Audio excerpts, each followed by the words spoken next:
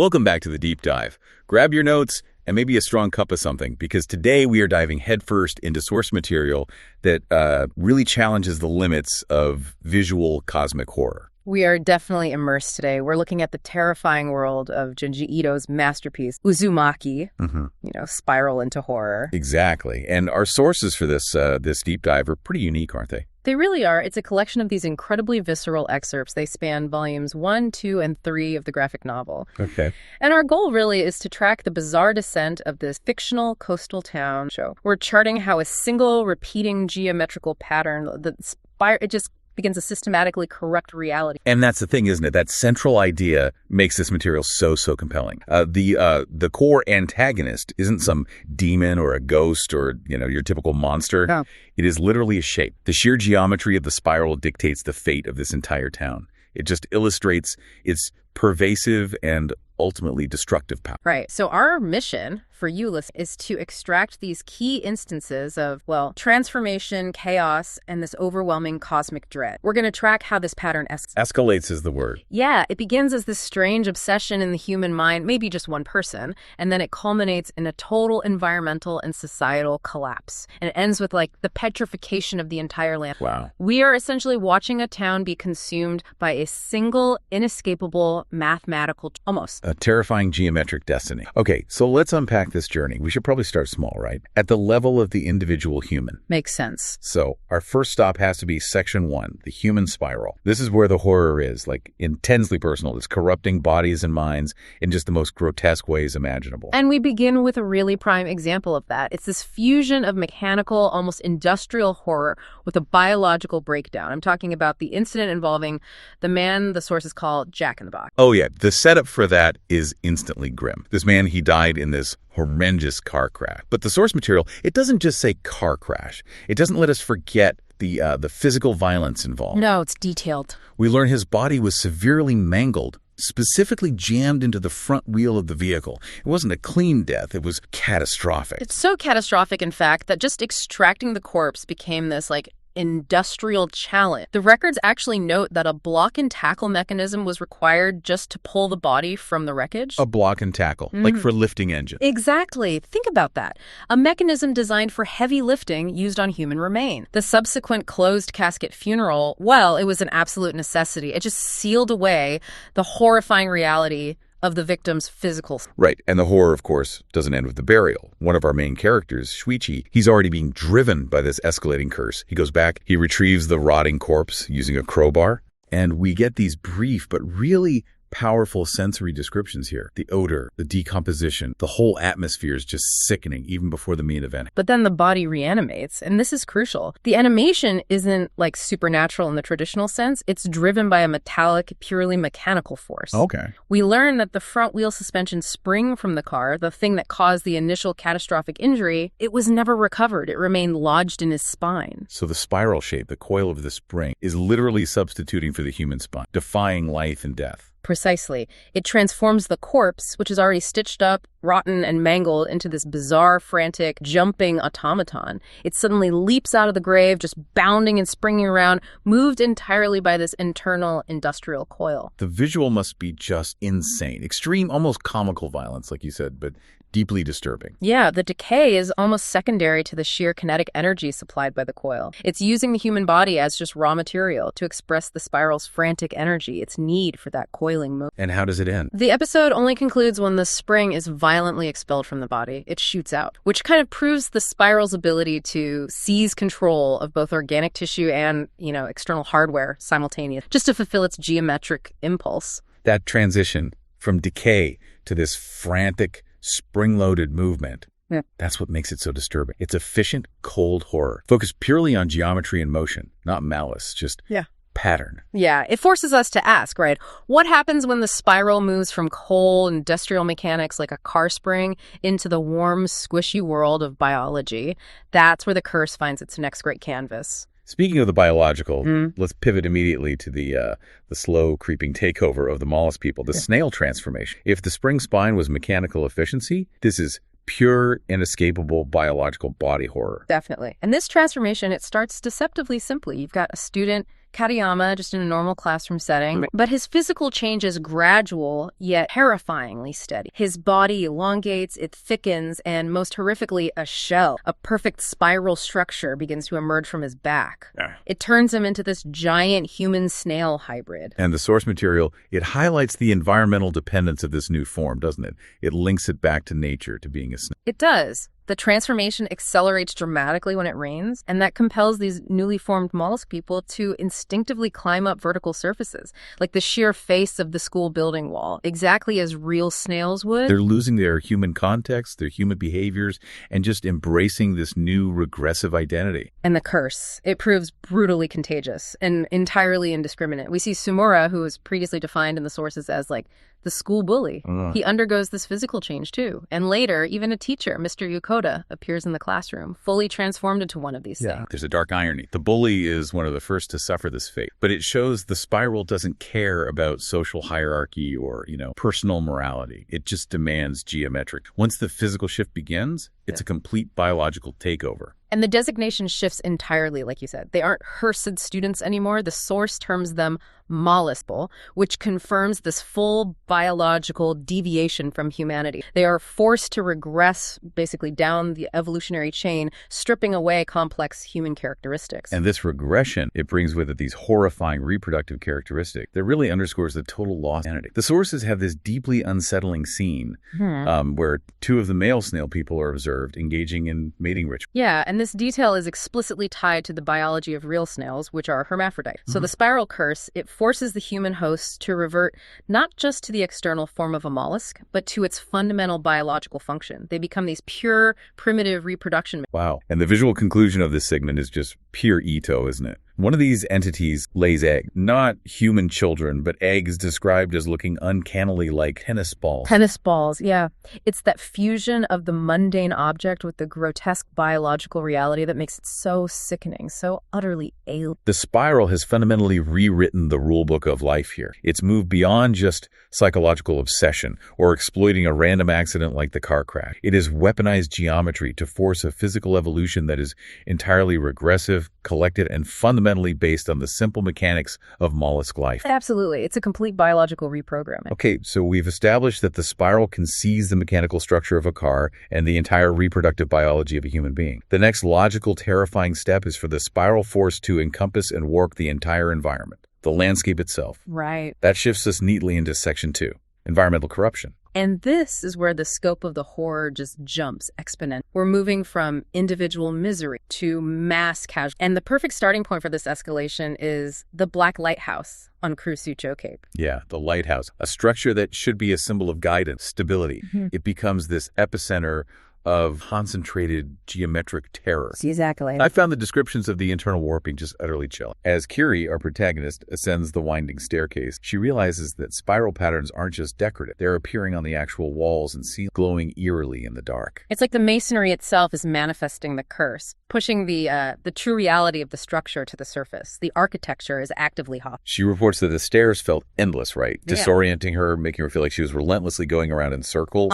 Losing track of time, descending rapidly into this state of panic, feeling like she's going crazy. The structure itself is intentionally designed to drive the occupant mad through pure... And the structure has already claimed victims before she even gets to the top. The dread is compounded by that tragic discovery on the staircase. She finds 3 burnt bodies. Right, identified potentially as missing people, like Mitsuo and his friend. It sets a grim precedent for what happens when you linger too long in the spiral's focus. But the real horror, the core of it, lies in the light source itself, doesn't it? Absolutely. The source material details the precise engineering it uses a Fresnel. Now, for anyone listening who might not be familiar, a Fresnel lens is made of these concentric circles of glass. It's designed for optimal light focusing and clarity. It's a master precise non-spiral, concentric circles are related to spirals, but it's ordered, human-made. That's a crucial detail we can't overlook, yeah. The lens represents human precision, human order, concentricity, which feel antithetical to the wild chaos of the spiral curve. Precise, but the curse subverts this tool of human precision. The Fresnel lens, designed to be perfectly concentric, has melted. It's melted due to tense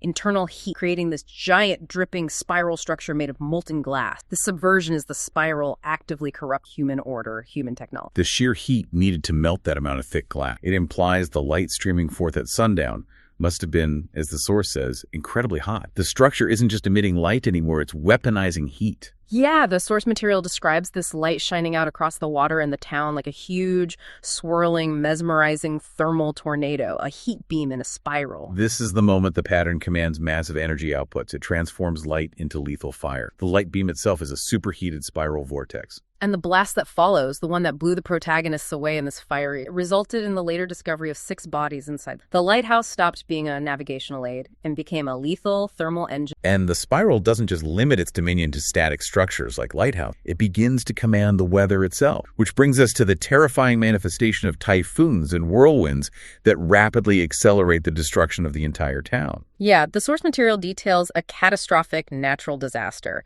A massive hurricane comes through, devastating the center of town. It explicitly mentions the houses around Dragonfly Ponds were just reduced to rubble. Widespread damage. But as we've seen throughout Uzumaki, this is never just a natural disaster, is it? There's always that twist. Always. What's fascinating here is the detail that the hurricane appears to be physically and, well, unnaturally drawn or sucked into Dragonfly Pond. Like the pond itself is acting as a geometric sinkhole, magnetizing the wind into this massive vortex. Seems like. The source material suggests a kind of conscious geometric selection. The pond, maybe because of its circular shape or its location, becomes the anchor point for the wind's power, the center of the spike. And the winds themselves, they evolve rapidly, don't they? They become increasingly malicious, targeted. We see specific whirlwinds attempting to pull people, including Kirie and Shuichi, into the vortex. The wind is operating with intention, not just random destruction. Which raises a really important question, actually. The curse has always seemed to operate on pure, elegant mathematics, geometry, physics, impersonal force. Right. But Shuichi observes that the winds seem to target a lookalike of Kirie. He believes the whirlwind mistook her for you because they look similar. This implies a selective, predatory nature. Wait, okay. If the underlying curse is purely mathematical geometry, how does a geometric force gain the ability to recognize human facial patterns and engage in mistaken identity? That introduces a level of sentience that almost contradicts the pure math of the curse, doesn't it? Right. Is the spiral entity itself evolving consciousness through its environmental control? That's a huge question. It might suggest the geometric form is the conduit for something far older and more conscious. Perhaps the will of the earth itself? Maybe, as we might touch on later. The spiral isn't just a force, it's becoming a hunter. Wow. And this unstoppable, continuous, loud, destructive force just tears apart the remaining structure. The school building, the general landscape. Until Kurozu-cho is little more than ruin. The environment has been completely weaponized. And as the structural environment collapses, so too does society's ability to maintain order, sanity, or even basic functions like reproduction and housing. This perfectly moves us into Section 3, societal collapse and architectural perversions. Yeah, the town's been reduced to rubble and the survivors are just struggling for basics. The first chilling sign of this collective shift into madness is the foliage corruption. No plants. Yeah, the sources describe the strange appearance of the trees and grass, transformed or covered in these spiraling organic tubes. The landscape looks alien. Even the fundamental botanical life is twisting pattern. But the true horrifying nexus of this section, for me at least, is Kurozu Hospital. The hospital, the place that's traditionally a sanctuary where life should be safest, it becomes the stage for the spiral's most intimate and biological corruption. Absolutely. This is where the curse attacks the very source of new life. We see the terrifying detail that the placentas and umbilical cords from delivered babies begin to sprout. They sprout into a field of spiral-capped fungal growths resembling mushrooms. That taps into such a deep, primal source of horror, because the umbilical cord itself is an inherent spiral structure, isn't it? It's fundamental to life and connection. It is. So by corrupting the cord and the placenta, the spiral suggests the curse is tapping into fundamental biology, turning the very beginning of life into this grotesque fungal field. It's exploiting the geometry already present in life. And then we encounter the twisted appetite. The doctor at the hospital reveals he has tasted these mushroom-like growths. And this isn't just a physical observation. He claims they were delicious and that they revitalized. Wait. He ate the placenta fungi and felt revitalized. That is deeply unsettling. It implies the spiral isn't solely destructive. It's creating a new, corrupted, and possibly addictive food source, forcing the few survivors to literally consume the biological waste of the curse just to survive. Exactly. It creates this horrifying, self-sustaining cycle. The very thing meant to nourish and sustain new life, the cord and placenta, becomes the thing that sustains the survivors of the disaster. It forces them to participate in the curse, to essentially worship its new, grotesque biology just to stay alive. That's grim. Okay, moving from that biological mess to the architectural response to the disaster, we encounter the horrifying progression of the knot house. Right. So following the destructive storms, the few survivors began constructing these massive extensions onto the existing cramped row house. They used scrap wood, whatever materials they could scavenge. But what's truly terrifying here is the element of compulsion, isn't it? The source material notes that this construction was done seemingly unconsciously. Yes, exactly. They weren't working together deliberately or following any kind of plan, yet they collectively somehow achieved a perfectly planned spiral structure, and they're growing outwards and up. That suggests they weren't building out of survival necessity alone. They were physically compelled, driven by the geometric curse, to rebuild the town in its predetermined, mathematically perfect, disastrous shape. They were operating like drones for the spiral. And the result is this unintentional and entirely claustrophobic labyrinth. The expanded structures become vast, difficult to navigate. They block most alleys with heaps of rubble and wood. Movement becomes agonizingly slow, exhausting. The architecture is actively compressing survivors. And this compression, it leads to the visual climax of the social horror, the fate of the trapped occupants inside these row houses. The spiral's influence, now expressed through this chaotic architecture, demands total physical conformity. As space runs out, their bodies just press together. They become so compressed and tightly packed by the continuous, unplanned growth of the row house that they literally become tied in knots. That phrase, tied in knots, it's the ultimate manifestation of societal collapse, human connection corrupted into inescapable, painful entanglement. The images provided in the source are just visceral, a screaming mound of twisted, intertwined human bodies trying to escape through the wooden slats of the walls. They're rendered inseparable, permanently fused by pressure and geometry. The horror is both visual and auditory. You have the constant sound of splintering wood mixed with the agonizing screams of those trapped inside, and the survivors outside. They're trying to board up their own exposed, knotted bodies, desperately attempting to hide the fact that they've become part of the structure itself. Living architecture. The spiral has transitioned from merely influencing a single person or a cloud system to acting as this almost gravitational force, influencing collective human behavior and massive architecture simultaneously. The town is being groomed, prepared for its final geometric destiny. This relentless destruction, this compression, it brings us inevitably to the final section 4. The core mystery and the end of our protagonists, Kirie and Shuichi. They're now navigating a landscape completely stripped of normal reality, deep in the absolute. And as they push through the wreckage of those knot houses, the final terrifying truth of Kurozu-cho is revealed. They look down and they realize that the immediate surface chaos wasn't random at all. No. The entire structure of the demolished town reflects a massive, ancient, concentric spiral construction beneath the wreckage. It's the ultimate connection between the immediate horror they've experienced and this sense of cosmic inevitability. Shuichi theorizes, doesn't he, that the original abandoned row houses might have always formed a spiral long ago. Yes, and that the recent frantic, unconscious rebuilding by the survivors was merely an unconscious reconstruction of this underlying ancient structure, driven by the place itself. This fundamentally reframes the entire narrative, doesn't it? The spiral wasn't an external curse that just arrived one day. It was geologic foundation cyclic. The town wasn't afflicted by a spiral. The town, it was always destined to repeat this terrifying fate. The spiral is a feature of the earth itself, maybe? Just waiting for the necessary conditions to express itself again. And the final path for the protagonist leads them into the exact center of this ancient structure, down into a massive, monolithic stone spiral well. They are compelled to descend cold, metric. They're leaving the realm of human chaos, the screaming knots and melting lighthouses, and entering a geological destiny. And it is down there, near the base of this ancient, overwhelming structure, that Kirie makes her final, tragic discovery about her parents. Yeah, her parents are found in this state of final, irreversible petrification. Their bodies are rigid, cold, and tangled within massive stone-like coils. The source describes them as seemingly turning into ruins themselves. They've been absorbed into the permanent stone architecture of the curse. The surrounding landscape is equally alien and terrifying. The sources describe immense stone formations, massive spiral pillars, bubbling rock. It creates this stark, cold, almost pre-Cambrian landscape. This confirms the spiral's ultimate dominion, not just over soft tissue or wood or even weather, but over fundamental geological matter. It is calcifying everything, turning it all to stone. The climactic imagery suggests the ground, the surrounding structures, they all turn into these enormous calcified spirals.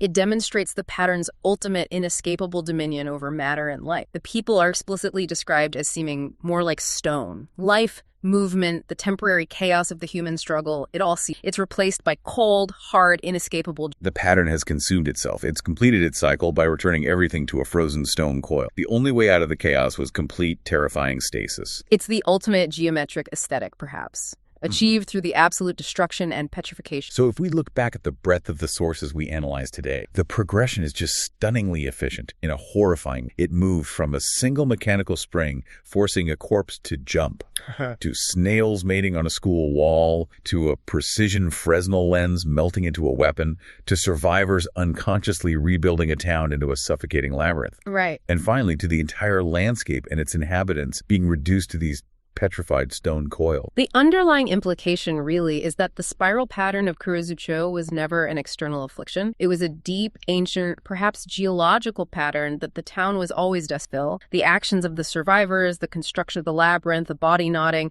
they weren't really acts of free will in the face of disaster. They were unconscious, compelled moves toward a predetermined cosmic shape. The true horror is destiny, the pattern. It is chilling to consider a horror story where the villain isn't malevolent, not really, but mathematically enough, just a shape working itself. Which raises one final maybe if the chaos, that suggests that all are merely temporary, localized, horrifying cosmic drive.